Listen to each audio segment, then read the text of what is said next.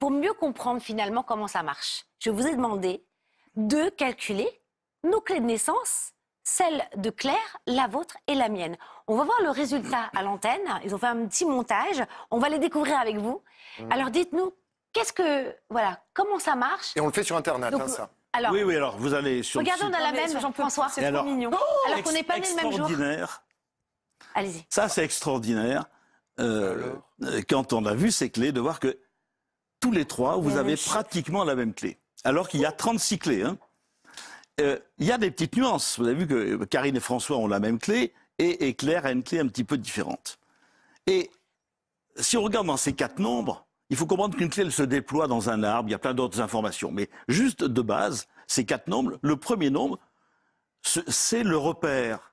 C'est là où je suis, là où je me reconnais. Et donc, ce premier nombre, pour chacun, là où je me reconnais, c'est quoi? Le 3, c'est dans la relation, dans la communication, dans l'esthétique, dans la beauté.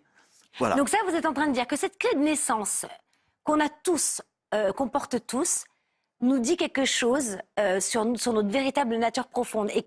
Et c'est là où vous intervenez, c'est que finalement, là où on est malheureux, c'est quand on n'est plus dans cette vérité. Et d'ailleurs, on a mis entre parenthèses donc la phrase.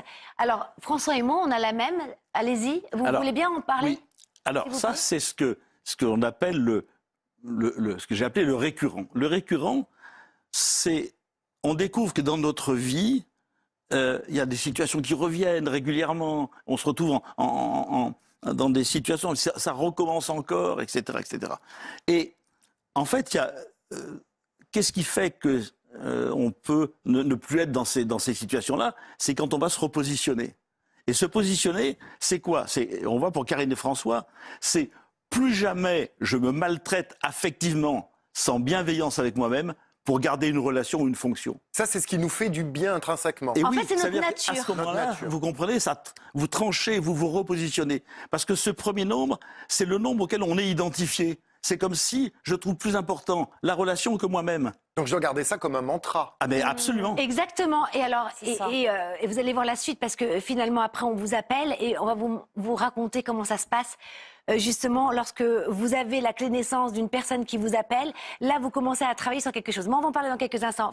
Claire, c'est fou, c'est incroyable parce que c'est vraiment les mêmes choses en plus. Non mais c'est vous, je trouve plus jamais je ne trahis ma vérité pour préserver une relation. Et donc c'est pas tout à fait, c'est pas tout à fait la même chose pour Claire. Donc ça vient d'autres informations qui sont dans la clé, mais c'est plus jamais je ne trahis ma vérité pour préserver une relation, un rôle ou une place.